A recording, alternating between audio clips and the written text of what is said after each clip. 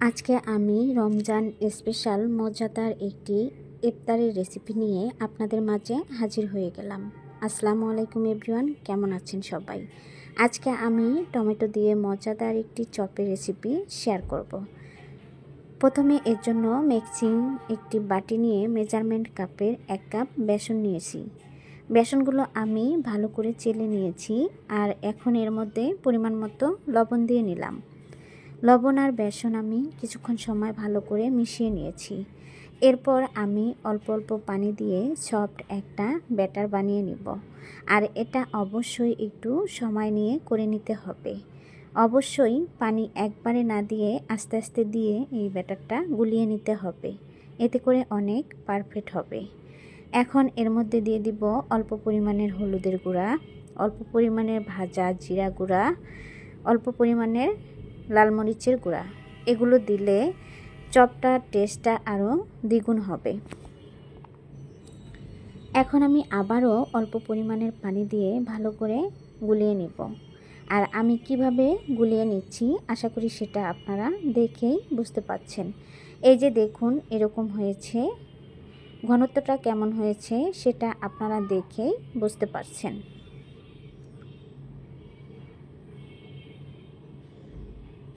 আমি কিন্তু এটা কিছুক্ষণ সময় ঢাকনা দিয়ে ঢেকে তারপর রেস্টে রেখে দিয়েছিলাম। আবার এই যে আপনাদের দেখাচ্ছি। এখন আমি এটা এক সাইডে রেখে দেব। এই যে এখন আমি কয়েকটা পাকা টমেটো নিয়েছি। দেখুন আমি এরকম সাইজের টমেটো নিয়েছি। অবশ্যই একটু টমেটোগুলো শক্ত শক্ত দেখে নেবেন।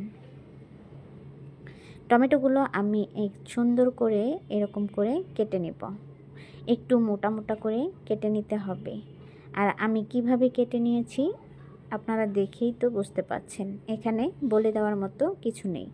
এখন দিয়ে দিলাম অল্প পরিমাণে ধনিয়া গুঁড়া, দিয়ে দিব ভাজা জিরা গুঁড়া, অল্প পরিমাণের মরিচের গুঁড়া আর দিয়ে দিব পরিমাণ মতো লবণ। এরপর আমি সবগুলো উপকরণের সাথে টমেটোগুলো ভালো করে মিশিয়ে নেব। এগুলো কিন্তু দিয়ে নেবেন, এতে করে স্বাদটা অনেক ভালো হবে। আর লবণ দেওয়ার পরে কিন্তু একটু পানি ছেড়ে দিবে, এটা আপনারা কিন্তু দেখেই এই যে বুঝতে পারছেন। পানি ছেড়ে দিলেও কিন্তু ভাজার সময় কোনো সমস্যা হবে না। আমি কিন্তু টমেটোগুলো ভালো করে মেখে নিয়েছি। এখন চুলায় আমি একটা টপার বসিয়ে এর মধ্যে দিয়ে দিব পরিমাণ মতো তেল। তেলগুলো যখন বলক আসবে তখন বেসনের মধ্যে কুট করে আমি একটা একটা করে তেলের মধ্যে দিয়ে দিব। এভাবে একদিন হলেও টমেটো চপ আপনারা বাসায় বানিয়ে খেয়ে দেখবেন, খেতে অনেক ভালো লাগবে। একবার খেলে কিন্তু বারবার খেতে মন চাইবে। একপাশে হয়ে গিয়েছে, আমি উল্টিয়ে পাল্টিয়ে ভালো করে দুই পাশেই ক্রিস্পি করে ভেজে নেব।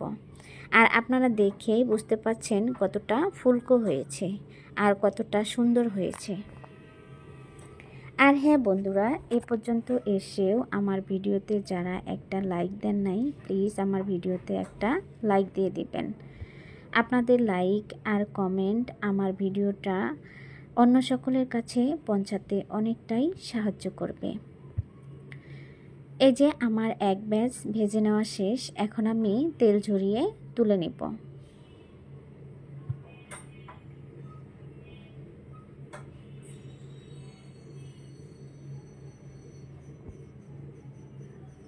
আমি একইভাবে বাকি চপগুলো বানিয়ে নেব।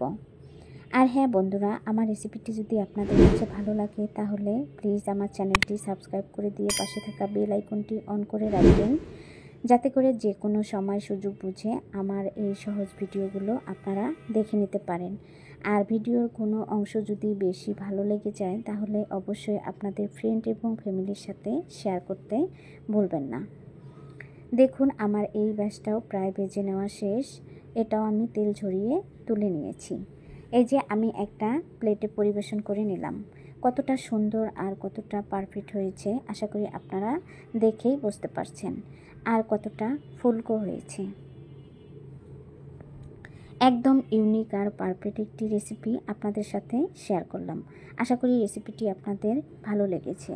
রেসিপি ভালো লাগলে বাসায় একদিন হলেও এই রমজানে ট্রাই করবেন। আর খেতে কেমন লাগে সেটা আমাকে অবশ্যই কমেন্ট করে জানাবেন। আশা করি আপনাদের কাছেও অনেক ভালো লাগবে। প্রতিদিনই একঘেয়েমি ইফতারির রেসিপি না করে বিভিন্ন ধরনের ইফতারির রেসিপি ট্রাই করবেন। আজকে এ পর্যন্ত। সবাই ভালো থাকবেন, সুস্থ থাকবেন। আল্লাহ হাফেজ।